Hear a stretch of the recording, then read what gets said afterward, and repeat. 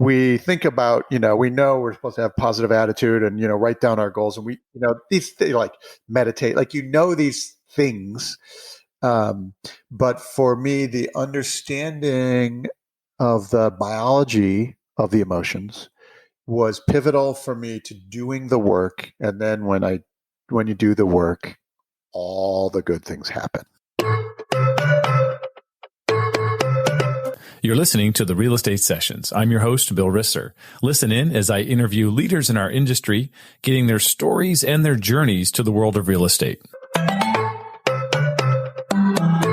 everybody. Welcome to episode 249 of the Real Estate Sessions podcast. This is my first episode of season 6 of the Real Estate Sessions, and very excited to continue on this path. And really could not have a better guest to kick off season 6. This is his name is Mike Simonsen. He's the CEO of Altos Research, a data company that has a very interesting backstory in how it became really the leader in this hyper local data, and also some other great big enterprise stuff as well. They've been around now, I think, 14 years. But Mike's an amazing guy. He's doing some great stuff outside of his company as well. We're going to talk about all of that. So let's get this thing started. Mike, welcome to the podcast. Bill, thanks for having me. Glad to be here. Yeah, it's so cool. You and I have met a couple of times, not had long, deep conversations, but I'll never forget. We were in San Diego. Jeff Turner had a sweet Airbnb pad up in kind of towards Little Italy. And I remember walking in there, and it was you and Jeff and Heather, and it's just this brain trust of people. And I was like, I'm just going to hang out here. This is going to be cool. Ah, that's great. Yes, exactly. Those were the early days of social media and getting, working our whole new marketing system. The whole environment was changing. Yeah, it was really cool to see all that stuff happening, and then I've run into you. I think it's maybe a year ago, and so I asked you then, hey, can I get you on the show? And you agreed. So I'm really happy to have you here. I always start every podcast with I want to find out your backstory, right? Everybody can find out about Altos Research and all the cool stuff you're doing at the company, but I want to find out a little bit more about you. Childhood you're born just outside of Chicago? That's correct. Yep. So let's talk about, what that's like. Growing up, I always think, when I think Chicago, I think, first of all, you got to be either Cubs or White Sox. There's just no choice. Yep. You got to be a Bears fan or you're in a lot of trouble. That's Is that right? So kind of tell me about growing up there. So, so Cubs, Bears, as a kid, a little bit of White Sox in the 80s, but ended up gravitating to the Cubs. So growing up in suburban Chicago, simple suburban middle-class life. My dad was a high school teacher. Possibly now, though, the one of the most interesting things about that upbringing was that my mother started her company in the 70s. And so she was an entrepreneur in the 1970s, and built her company. She was doing individual career development work with individuals, and grew it into HR consulting, and worked with big corporations over the years, and wrote books, and so that was a lot of where my entrepreneurial spirit came from. So look, talk about an entrepreneur like ahead of her time. I mean, there weren't a whole lot of women entrepreneurs building companies' operations in the 70s. No, that's very true. And she was sort of an accidental entrepreneur. She was working with women who were like recently divorced and needing to get back into the workforce. People who'd never had jobs before. Some of those things that were happening in the 70s. And she had originally started in like nonprofit roles with like government sponsored programs, things like that. She'd done adult education work. Her graduate work was, an educational psychology kind of thing. And then there came a time when the government programs ran out, and she had to develop it on her own. And she had an accountant. She said, I think I'm going to set up a nonprofit. And the accountant said, why do a nonprofit? It's just as much work, and you don't get to make any money. Right. So she started a company, and Wow. built it slowly over the years. your career path, you obviously, we'll go back through your college years and what you did in Silicon Valley.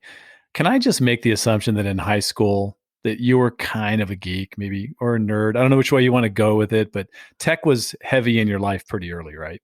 Yeah. So I was, started playing around writing software at 10 kind of thing. So Okay, that gotcha. it was always in the future for me. Yeah, you knew it was coming, right? Yeah. Yeah. So you end up not sticking around the Chicagoland area to go to school. This was probably like most children. I want to go someplace different. I want to see a different part of the country. Am I going down the right path? Yeah, for sure. I was actually I was an athlete. I was a skier, and both my parents were skiers, so I ski raced my whole life. And then to ski race in college, there's a few places that you can go, not that many, and I didn't want to go to Vermont, so I went west, and I ended up in Reno, Tahoe. So you're a University of Nevada, Reno, and I can't imagine how much fun it was. First of all, it's not like super. It's a kind of a little bit of a hike from school up into the slopes, right? About It's an 45 minutes hour. to an Yeah, I hour. mean it's About an an hour hour, drive. yeah. It's not that bad. Yeah, Okay. it's really great. And so, where did you ski growing up in Chicago? Well, so both of my folks were skiers, and my dad was a ski patroller, and my mom was an instructor. And for a while in the 70s and 80s, my dad ran the National Ski Patrol as one of the executives in the National Ski Patrol on a volunteer basis. And so we grew up skiing in Wisconsin, and we would go up every Saturday and Sunday and all winter long as a kid, and that's what we did. Okay. And Well, and then we had friends in Colorado and stuff. We'd go out and do a week or so, spring breaks and stuff out there and do, big mountain skiing and those yeah. kind of things. But it was, and then of course you grew up skiing in Wisconsin and there's nothing else to do. So you grew up racing, and that's what you do. You still ski today? I do, for sure. Yeah. Yeah. Yeah. Yeah. So, yeah. You have a family, so you have a daughter, right? I do. My daughter's Is she 17. skiing or snowboarding? What's the She's a difference? skier, and Oh, yeah, and so and I still have I have a place in Tahoe, and we get to spend a lot of time in the mountains, and one of the count them as little victories as a parent, right? Like parenting that you do, and I managed to get her to be really good at skiing before she considered or had realized she had friends who might be snowboarders. And hmm, so now when you're a 12-year-old girl and you're really good at yeah. skiing, you don't want to be a beginner snowboarder again. Right. So that's what we That's did. that is parenting 101. I love that. Right. Yeah. Good call, Dad. So after school there, you end up going back to Chicago, right, to Mhm. get your MBA. Yep. And I love what the MBA focuses. Tell us what the focus of your MBA at It DePaul. was entrepreneurship. Yeah. And in fact, I went back to Chicago because I was also writing software for my mom's company at the time. So I started when I was in undergrad. I started writing software for her company. I probably would have stayed in California, except that like I've got to, like we were doing cool stuff. So I went back to Chicago and worked with her for a few years, and did grad school.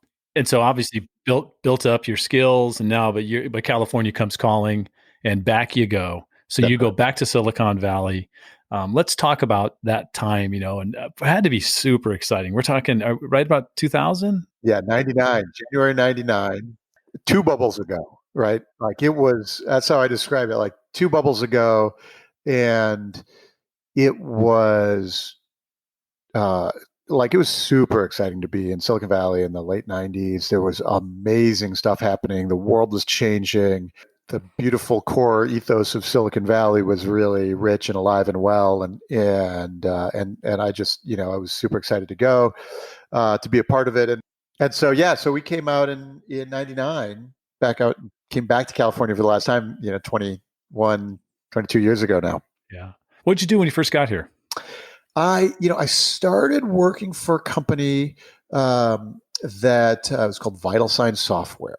did networking software, like, in the computer network, and are they performing well? And there were a few things of that team and that company and that product that have stuck with me for a long time. And I do data software now with Altos, and there are elements of what we do in Altos research that I picked up from that product that we had at Vital Signs. And the other thing that stuck with me there was the founder CEO of that company, a remarkable guy named Jim Getz, went on to be a venture capitalist, and sold Vital Signs, and he there was some really amazing leadership lessons from Jim. And for a while, Jim, for example, was the only venture capital investor in WhatsApp, and they Wow. sold that to Facebook for $20 billion.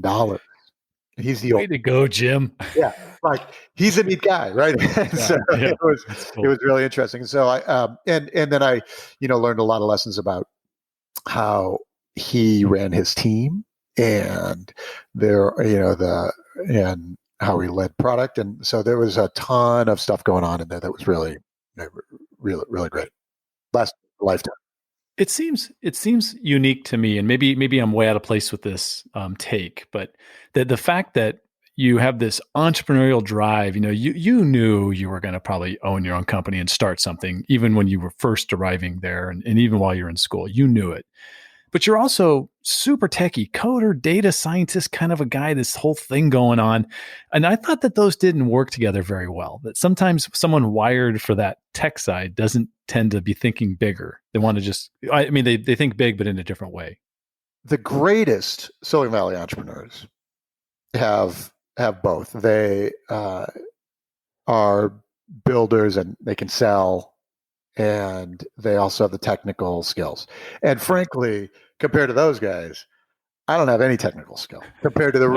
the real power, people. Okay. And I probably don't have any sales skills either compared to the real power. You think about that. Um, but really, so it's something that I've been able to do reasonably well over my career, is lead a product from a technical standpoint, and from a vision, and like information architecture standpoint, but also be perfectly happy at being in front of customers, Right. and reasonably competent at marketing, and communications, and sales, the sales If process. that if that's something that all parents could pass on to their children, right? The ability to be comfortable in multiple places. I mean, that is the secret to success, I think. Yeah, and there's a lot of things, a lot of lessons you can learn at really great, well-run Silicon Valley companies over the years. There are people who are highly skilled salespeople who are not technical at all, and they're perfectly okay with that, right? They don't need to be, and there are technical people who are perfectly happy to be in front of in building product and developing technology, and it's okay to develop those skills out. But there's sort of a Silicon Valley saying that the higher you go in an organization, ultimately it's all sales. Mm. And so the really great ones develop both sides of the skills. Yeah, I love that. I just find that so fascinating. So, I've read this story in a couple places, and I saw you talk about this on a couple other shows. I love how you get to the world of real estate. So I'll just leave it at that. And can you share how that came about? Yeah, well, so we're here in Silicon Valley, and I'm 30 years old, and you want to buy a house in a good neighborhood kind of thing. So you know, and all of a sudden, you're 30 years old, and you got $1 million mortgage, and in a lot of the country, you get $1 million mortgage now. This is 20 years ago. $1 million mortgage right now is not that uncommon, but it's 20 years ago, so I don't remember what the interest rate was, but 7% or something like that. Sure. Yeah. And in Silicon Valley, that's at the time is a 50-year-old house, a 3-bedroom, 1 bath that has not been updated since the 70s. And Wow. so you buy this house with this giant mortgage, and now, of course, that's a 70-year-old house, right? Yeah. And so It's not getting any better. it's not getting any better, right?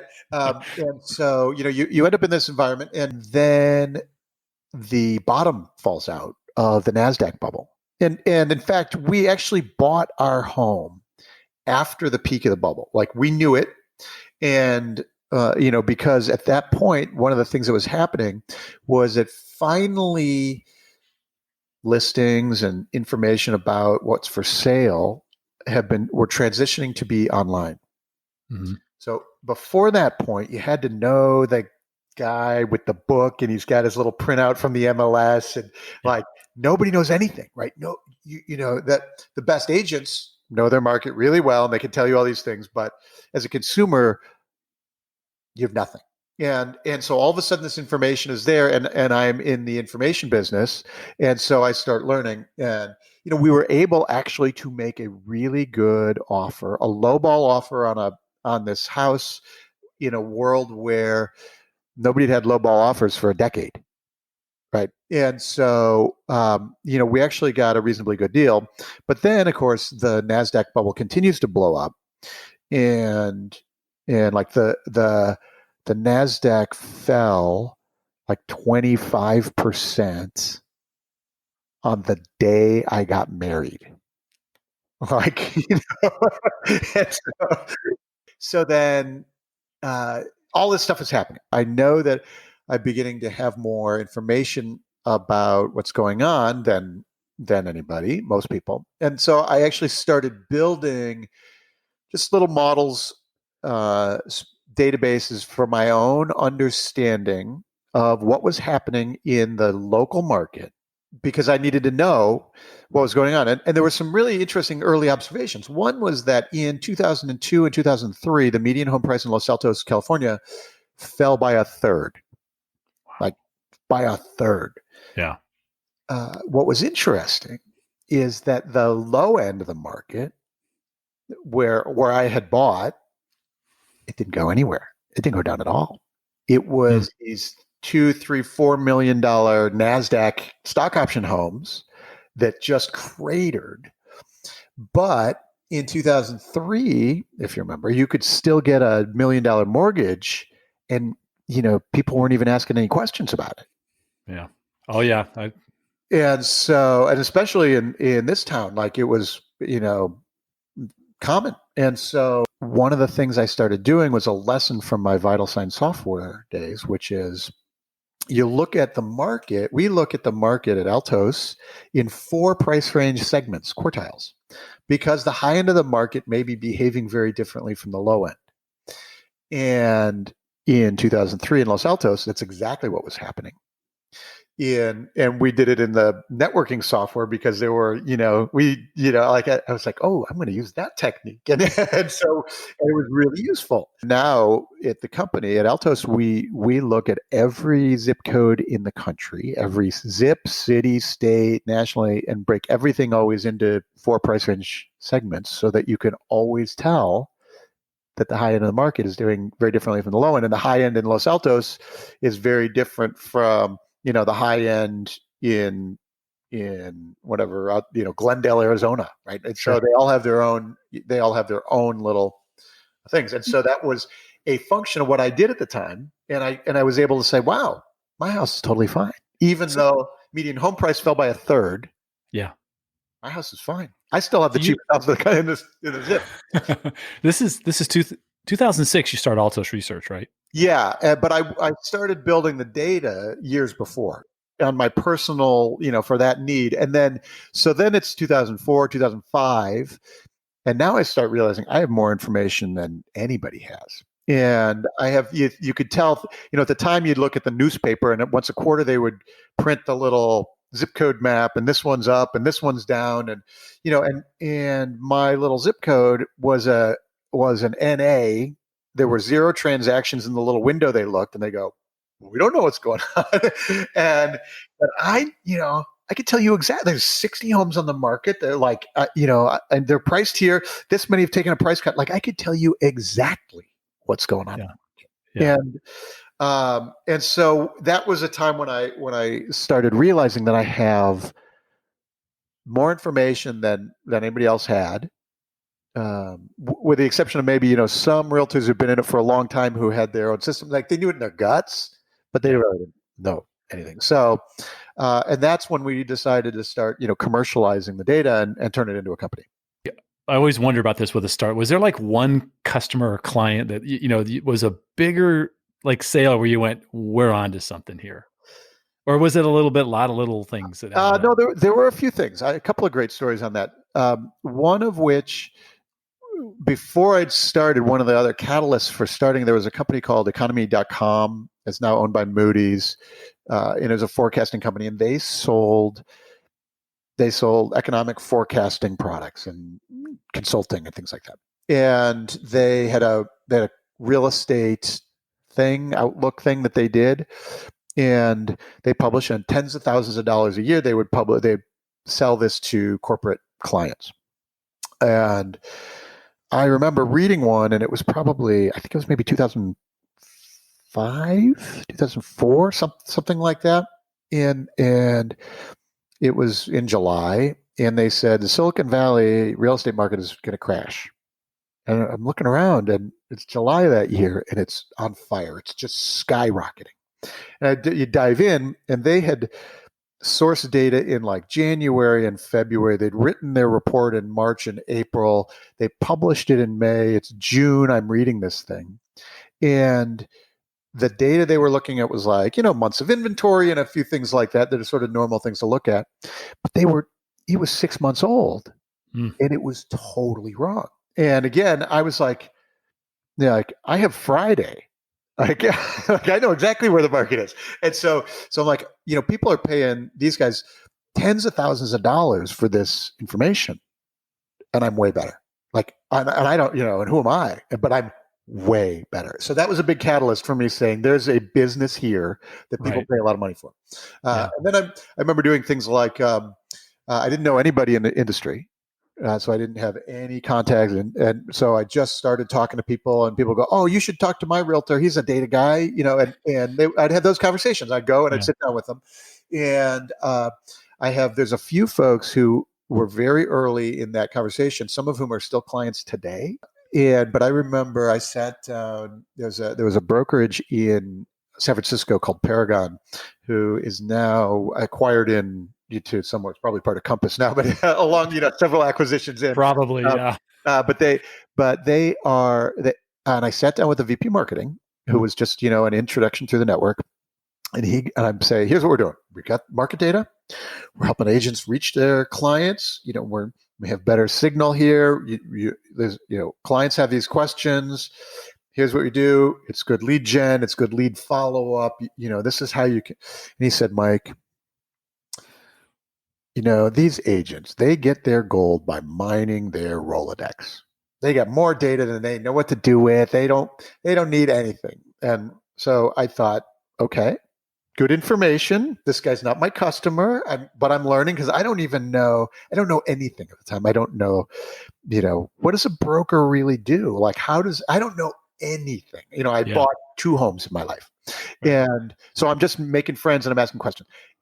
And so then we're in the call, and I keep asking questions. I'm learning about the business, and he gets a call we're sitting in his office in San Francisco, and he gets a call from who's an agent. And he says, yeah, Katie, I know I'll get you those numbers. I'll get you the data. I know you want, I get it. And I thought, that's interesting. But I didn't ask him about it. I didn't let him have his private phone call. And then as we wrapped up the conversation, I go, hey, just one last question. This Katie calls you in the middle, and she was asking for obviously asking for data. What do you use for data? Right? Like you have a system, you have software. What are you using now? He goes, I'm just like copying and pasting into Excel. And he goes, wait a minute, how much is your stuff? And like that, all of a sudden he's a customer. He's my first broker customer, and it was really fascinating. But it took that call in the middle of our conversation, and I thought, oh, maybe I'm onto something. I love that. That's great. That's cool. What does your mix of customers look like today? Because I know you have a wide range. It's not just realtors and brokers, right? That's right. About we do about half the company is an enterprise data business. Mm-hmm. So the companies doing valuations or building tech systems with real estate. So um, that want to build market data into their technology are there, or doing things like the AVM, so like building home valuation things. So that's our enterprise data business. About half of our business. A lot of big names that use our data, Okay. and then half of the business is the realtors, brokers, a lot of title companies, Mm-hmm. and where it's a more of a consumer level, reaching people with the data every week. It's about helping reach new people, so leads in the top of your funnel, and then connecting with folks over time because people want to know what's going on, and everybody has an opinion about the real estate market. And then it's also about closing business, so it's half and half that way, and a lot of that, and a lot of that is like in the title insurance business too, for reaching agents. Yeah, absolutely. I totally get that. We'll probably have a conversation after this podcast is done. Um, let's let's talk about a couple of things I found just fascinating. Looking at your story, and first of all, I want you to talk and to let the listeners know about the Entrepreneurs Organization. That's Yeah, the name of it. Now, it doesn't. It sounds like two words that don't go together. It's just weird. But the Entrepreneurs Organization, which that's is right. I don't know. Yeah, which talk about that. How you joined that? I know I think you're currently the president. Am I I right? just finished my term as the president. Yeah, but it's the Entrepreneurs Organization. You call it EO if you like. EO is it's a global network of entrepreneurs, about 15,000 of us around the world. It's a learning organization. It's a deep dive, confidential, uh, and uh, personal development. So when you're an entrepreneur, you face a lot of things that are hard to discuss with people who aren't entrepreneurs, and or it's if you're worried about making payroll, you can't discuss that with your team, No, right? you can't. No. Or you're trying to figure out, or sometimes you can't even discuss that with your spouse, right? Because your spouse you can't burden them with that. They're worried about all the other. So the entrepreneurs organization is a place where, as people who have founded and lead companies can do this deep dive thing. It's the confidentiality is really cool because you get placed into small groups, 10 people or so, none of whom are in your industry or in your, you don't do business with any of them. There's no, and so now you're in this case where, like, I'm in a group with, an architect and a wine import business and a robotics, software company, and, like, all these different things. And so now I can be in this group, and I can say anything about my deepest fears, and so because you have this, it's super confidential, and you have this environment, it's highly structured, so you have this environment where you get to go work through these things. And so many of us who are entrepreneurs, desperately need these kinds of environments. um, Right. and so it's been transformational. My membership in the group has been I've had transformational, personal transformation moments several times over the years, and both with my personal life as well as my company. It's not just about running the company; it's about myself as a human. And so I've had, and then so because I appreciate it so much, and I just love the network and the organization. I was president of the San Francisco chapter, so there's 100 of us in San Francisco, and it was really a remarkable experience for me this year, getting to lead and learn from a really neat people who go build big companies. It's cool. You also are going down a path of not only leading and learning, but teaching. And I want to talk about the Hack Happiness Project Yeah. because I found this fascinating. In fact, I shared part of the philosophy of positivity with my wife, Mm-hmm. and she was blown away. She said, "That is the answer. That is everything, right? Oh, Goals and positivity." Um, so, talk about, first of all, I've heard you talk about this before. You talk about the white paper you wrote. No, yep. you wrote like a 67-page treatment. This is not a white paper. I thought a white paper was 1 or 2 pages. I guess I just did. I don't know. Yeah. Well, it's now a couple hundred pages into the book, so I'm working with the editors right now and doing the development, so I can actually publish it as a book, and that's a lot Nice. of work too. But Sure. I'm on it. But yeah, so hacking happiness is a process that I went through, personal transformation time. It actually has its roots in my EO group. We all go through these times where you find yourself in crisis mode, and maybe you're depressed or you're down. And for me, that time was 2017. I had the company for 11 years, and I was deeply uninspired. And when you're deeply uninspired, I'd spent 3 years rewriting our software, and so we just blah. Um, and then, of course, when you're in that space, then you don't do things like you don't do like, hey, yes, let's do your podcast, or hey, let's pick up the phone and do like you don't do these things, and then so it becomes a negative spiral. And I had to make a transition. I had to fix things. And so hacking happiness is really the observation that we can be purposeful in our internal chemistry. In particular, I focus on 4 neurotransmitters, 4 hormones, that we can be purposeful. We can adjust these 4 neurotransmitters with perfect hacks, purposeful actions Yeah.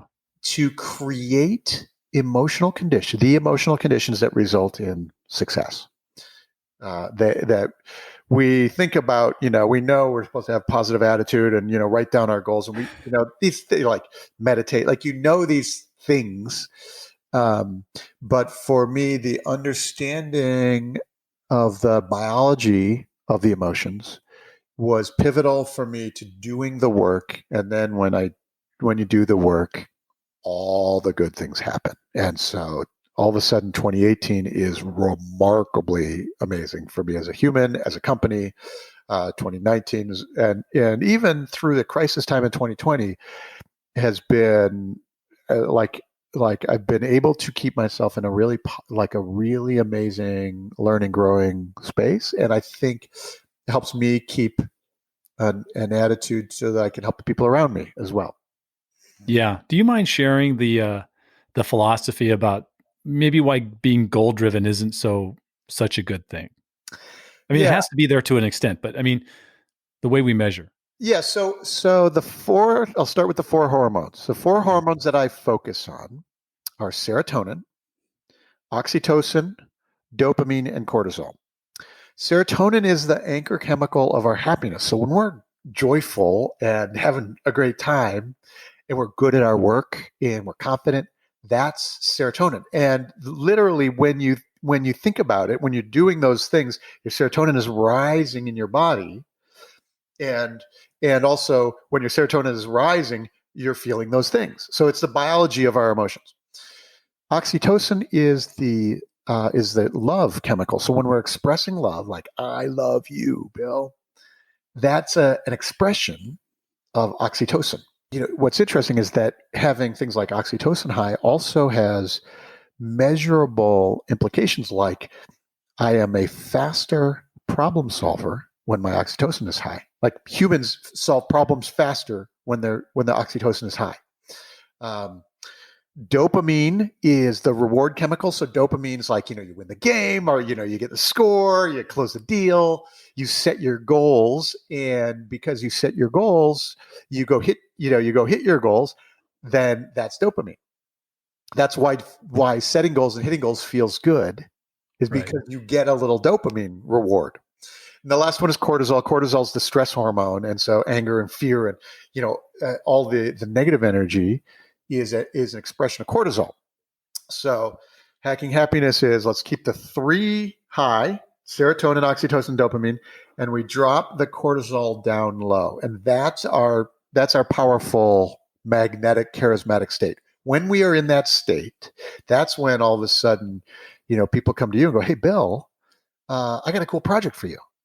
Right? I have or yes, let's do business. Because we're in this space. So back to your question about goal setting. So with most of our life in our modern world, we are in a dopamine cortisol cycle. Dopamine is based on reward. Every time you get a little red bubble on the phone, that's dopamine. Every time when you pick up the phone and you open your email app because it feels like you're working, that's because the phone is giving you dopamine. It's like, oh, I should be doing this. Yeah. The problem is that if we just focus on dopamine's fleeting. It goes away super fast.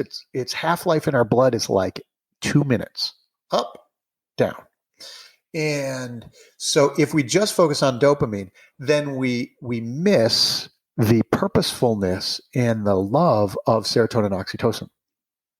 And we miss the benefits of those things. So we get in this dopamine cortisol cycle. We're in traffic, and we have voicemails and deadlines, and these things are all driving cortisol. And so we get it. It becomes hollow, and it becomes uninspiring. And you probably know, especially in real estate, like we know tons of people who are like, I sell a lot of houses, and I am miserable. Yep. Right. Yep. And so they can go get their dopamine reward. They know how to work their systems and make a living, but man, they're not happy about it. And so that's the big realization that I had is I had to focus on my serotonin and my oxytocin so that I could lift myself to that whole new level of performance. Now hitting the dopamine, now it's rocket fuel. Now it's those times when, when setting the goals is like amazing and you go hit it and the team is running for it. That's because the team has this foundation of serotonin. Then they can go hit the dopamine goals. If it's just about the dopamine, it's super uninspiring very quickly, and then you just get stuck. You miss your goal, and now even looking at the plan is an exercise in cortisol. Like it's just like even looking at the plan straight is down, yeah, straight down. Yeah, exactly. That's great. So that's the framework. So I can't wait for the book to come out. That's going to be awesome. I might have to have you back on. We'll just talk about the book. That'd be great. So I've had you well past the time I've asked of your time. And I always ask the same question at the end of every show, all 246 episodes before yours. And that is, if you could give one piece of advice to a brand new real estate agent, what would it be? Let's see. One piece of advice to a brand new real estate agent.